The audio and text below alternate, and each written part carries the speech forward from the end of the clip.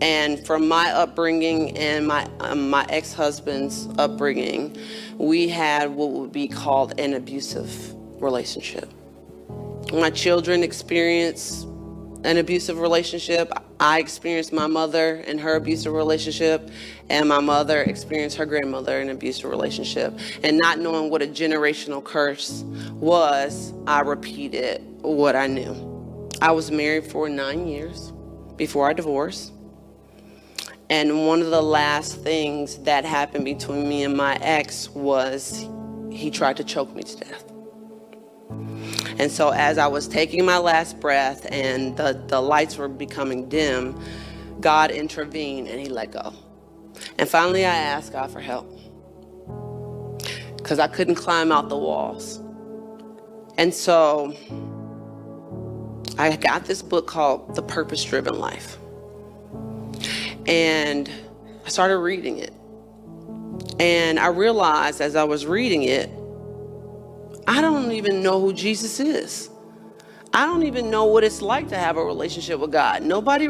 I realized as I was reading this and I was going through my life that I never even knew what it was like to pray, to walk with God. And so as I'm reading this book called The Purpose-Driven Life, it's teaching me how to have a real tangible relationship with this invisible God. I was praying that. I said, God, I give myself back to you. I give my kids back to you. Have your way, have your will with me. Do whatever you want with me. It's yours. I had a vision. I saw myself in a stadium. So imagine a football stadium, but times a million. And it was all Christians. The football stadium was filled. It was Christians just in the stadium. And Jesus was standing there. And Jesus was standing there in the stadium. And everybody was screaming and yelling. It was like the best football game when your team was winning. Like everybody was in a roar. And as Jesus was standing, he was going around and he was picking people. So he was going up and down the aisles and he was picking people. And he picked one person right there and they would come down to the middle. And everybody's just screaming. Everybody just wanted to be picked. And we didn't know what God was picking them for, but it was for Jesus. So it had to be amazing. We just wanted to be picked. And as God was going around, he finally came over to my section. And when God came over to my section, he looked at me and then he kept going. And it was like he was examining every part of every person. And either you had something or you didn't, but you didn't know what he was looking for. So he looks at me and he doesn't see it apparently, and he walks off. And my heart breaks. And so as I stood there, just being heartbroken that I didn't have whatever he needed. So about a month later, August 1st, 2015, I'm sitting in my room. And as I'm sitting in my room, I'm playing and I'm building my roadside kids. And as I'm sitting in my room, I hear God's audible voice say, place your hand upon your heart and stop the blood clot the devil planted in your heart to kill you tonight. And immediately I knew it was him, and I just placed my hand upon my heart and I said, God, I bind up the blood clot that the devil planted to kill me tonight. And then I just went back to working with my kids. Then I laid down and I went to sleep. When I woke up that morning, I opened up my eyes, and in my doorway, immediately I knew the figure that was standing in my doorway was the spirit of death. I immediately knew that I had died. It's not questionable. I didn't wonder or worry if I was alive or not. I knew I was dead, and I knew he came to get me. And so I was confused. I was like, wait a minute. I'm okay that I died. But why are you here? Why isn't my daddy here? Why isn't God here? I'm going to heaven. I'm saved. I'm going to heaven. I'm saved. I received Jesus Christ, my Lord, and Savior. I'm going to heaven. So as I sat there in confusion, then it turned to anger. Then it turned to bitterness. Because it was done. I'm dead. And he's coming to get me. He's coming to take me. So I sat there and I'm like, no, and I'm fighting it. I'm in my room. I'm trying to jump out the window. I'm trying to get past the spirit of death. And he just stood there. And it was almost like he was like, take your time, because it's final. It's over. Take as long as you want. You can try to run through the door. You can try to break the window. Do whatever you want, but it's done. And so I fought for my life. I cried out. I was in confusion. God, where are you? What is going on? Why? I'm screaming for my life. And I know that it's final. And I don't know why I'm going to hell. So after what seemed like eternity, hours of me saying, no, I'm not going. No, I'm going to heaven. Reality started to sit in. And it was final. So as I couldn't fight anymore, the spirit of death took me. And as he grabbed my body and turned out the doorway, I was able to catch my bed. And that's when I saw my actual body on the bed. And I realized that my children are about to wake up and they're going to find me sitting here. My mouth is open, my eyes is open, and I screamed, please, please, please, please, close my mouth, close my eyes. My children are about to wake up. They're going to find me like that.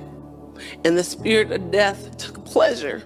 He's like, I know, I want them to, because I'm trying to kill them too. So as he's turning out and we're walking, he's leaving the room, God intervenes. And he stops my heart attack. I couldn't understand why I had died and went to hell if I was saved. God sat down with me and explained to me what happened. God said, the last year, as you were inventing, walking out with the company, doing things, writing the book, going to church, he said, you stood up in church and you said that you forgave your ex-husband. You stood up there and you told people that you forgave your ex-husband. He said, but every time he would call you and tell you that you were the worst person in the world, he'd call you and tell you you're the worst mother, he said you would get mad and you would get angry. And he said you would ask me, God, why are you allowing him to do this to me? Why are you allowing him to talk to me like that? Why are you allowing him to do this? And you were so angry and you were so bitter. He said, that was me. He said, I was allowing him to call you and say those things because I was trying to warn you. He said, you had bitterness in your heart. He said, out of the heart, the mouth speaks. He said, so when he got you angry and mad, I was trying to let you know that your heart was still callous and that you still had some unforgiveness in there. But I couldn't get it out of you unless he aggravated you and angered you so that you could see. He said it would have been okay if you were mad at what he just said in that moment, but you were mad at what he did a year ago and in the past and everything you thought that you forgave him for. I was trying to show you you didn't so that you could clear your heart, but you didn't listen. And so he said in Matthew 12:34, out of the abundance of the heart, the mouth speaks. He taught me in Jeremiah 17:9, the heart is deceitful above all things and desperately wicked. Who can know? He said you were lukewarm. He said you only forgave him a little bit. So I could only forgive you a little bit because the measure in which we measure others, the measure in which we forgive others, we measured against you. And I couldn't fight it. I literally couldn't fight the word of God because it was true. But it was too late. He also showed me how in Revelation it says, if you call me Lord and you have any unforgiveness towards your brother and sister, you are a liar and your father is the devil. So he said, your daddy came and got you. When you died, that was your father. Sitting in that reality and with Jesus, God showed me how to fix the problem. He said, you need Ezekiel 36:26, where he replaces your heart of stone with a heart of flesh and he replenishes the dry lands. He said, you need a heart transplant. He said, the works that I have for you is not done. The devil tried to kill you early. He basically explained to me that I would need to have one-on-one counseling with him, with the word of God, to get rid of all the bitterness. He said, it took you 9 years to get that hard. It's going to take you a little time for me to remove that. But if you keep giving it to me, I can work with that. And as long as you keep giving it to me, it's like, and if you lay it at the altar and you say, I forgive this person, and you get mad, he said, just give it back to me. And then just keep giving it back to me. Just give it back to me. He said, because at least we're doing it together. He said, it's going to take time. You have to unteach yourself from all the areas in which you have walked in bitterness and anger. But he said, if you do it with me, it can be done. But if you do it by yourself, it can't. And so I started walking with him. I started walking with him daily. And I started to forgive and to forgive and to forgive. And some days would be better than others. But I knew I was growing and I was forgiving. And what he was looking for when he was going in the stadiums and looking, because you got to understand, those were all saved Christians. Those were all saved. It was a stadium full of saved Christians. So what was the difference? The difference was he was looking for his son's heart in their heart.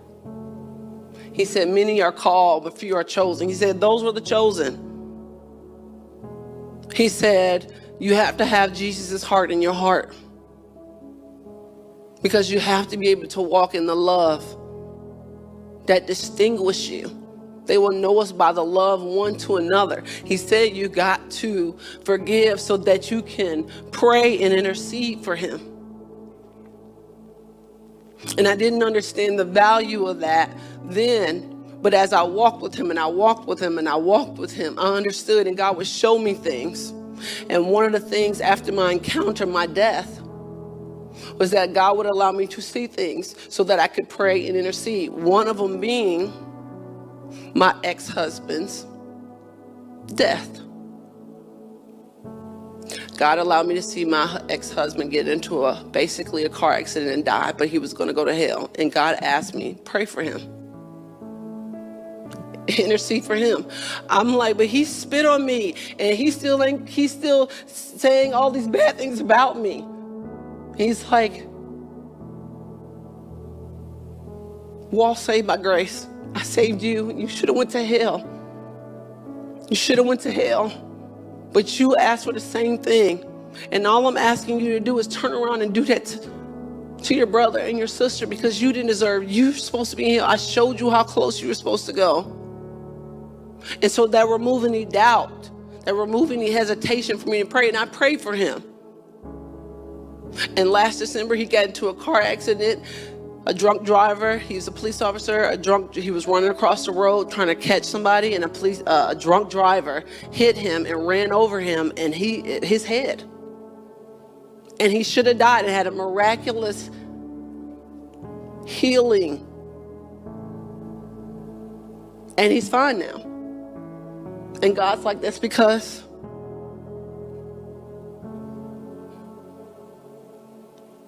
you prayed. Because I could trust you to pray for your enemies. And I'm not talking about enemies. I'm talking about your family. That's your enemy, the hard ones. You know, you can take it from a stranger or someone you met. When it's in your family, Those are the ones that we walk around with a deceitful heart thinking we forgave people, and you haven't. You can be with them. You can sit with them. I stood up at church. I would have had a burial, and they would have been like, Shauna's in heaven. Save us a seat. And I'm in hell. Like the rich man going, please go tell my family I got it wrong. I got it wrong. I got it wrong.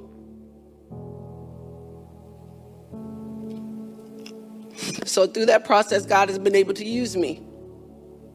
And it has been one of the most amazing rides ever.